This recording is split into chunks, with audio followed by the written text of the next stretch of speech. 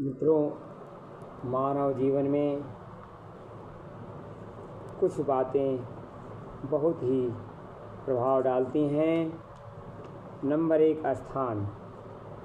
वह स्थान जहाँ दूषित है वहाँ तमोगुण उत्पन्न होता है और उस स्थान को हमें त्याग कर देना चाहिए। जैसे मदिरालय, वहाँ पर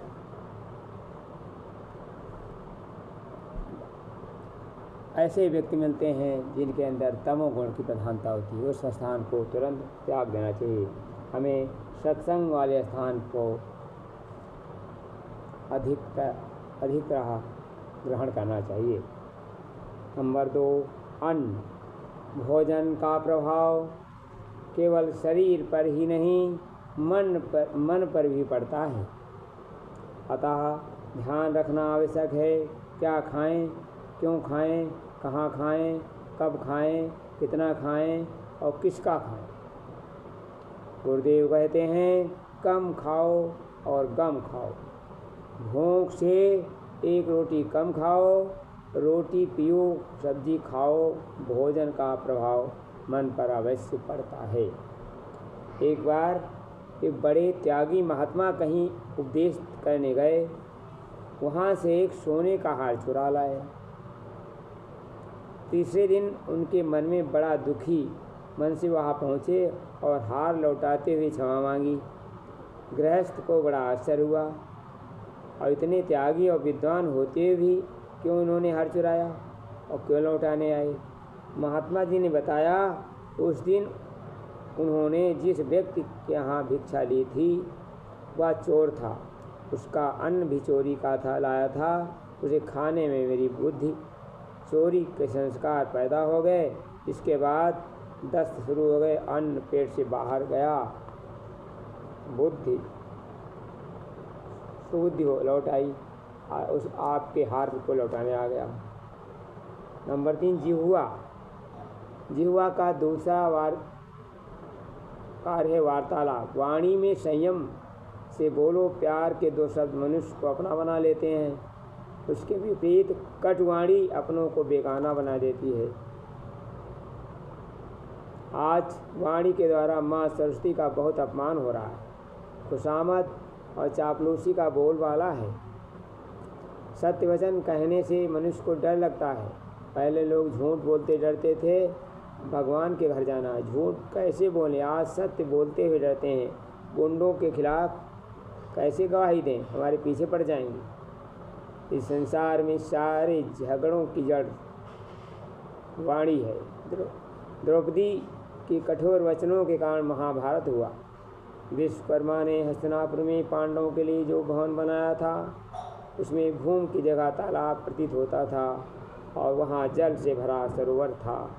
वहाँ भूमि जैसी प्रतीत होती थी। दुर्योधन अपने भाइयों के साथ उस महल को देखने आया जहाँ भूमि थी। वहाँ सरोवर समझकर अपनी धोती को संभाला और जल तालाब में गया।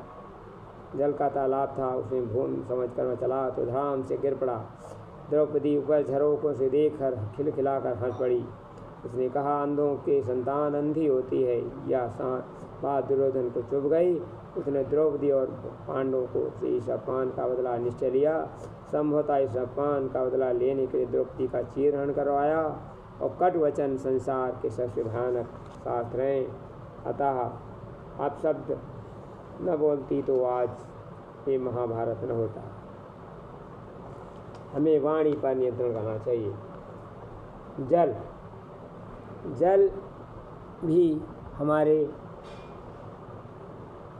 मन को दूषित करता है। आज हम दूषित तामसी जल पीते हैं।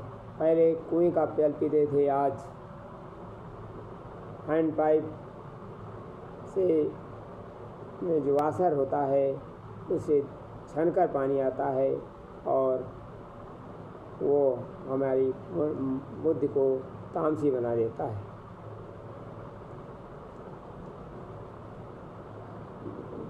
कहते हैं, गुरु जी कहते हैं, आलस प्रमाद में पड़ करके जो व्यर्थ समय को खोते हैं, वे जीवन व्यर्थ गंवा करके फिर अंत समय में रोते हैं। उपयोग समय का जो करते जग उनकी पूजा करता है।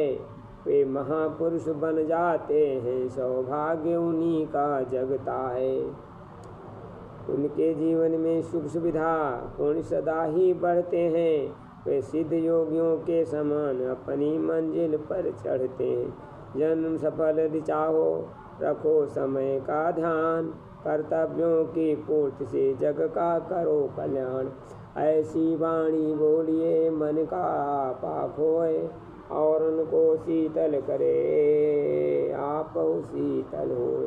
वाणी संयम से हम आगे बढ़ना चाहिए।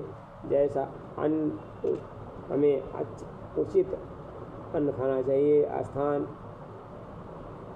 उचित स्थान का चुनाव करें, तभी हम अपने जीवन को सफलता पाएंगे। धन्यवाद। वीडियो अच्छा लगे तो शेयर कर दें। गुरु जी के संदेश को अमल करें और पालन करें।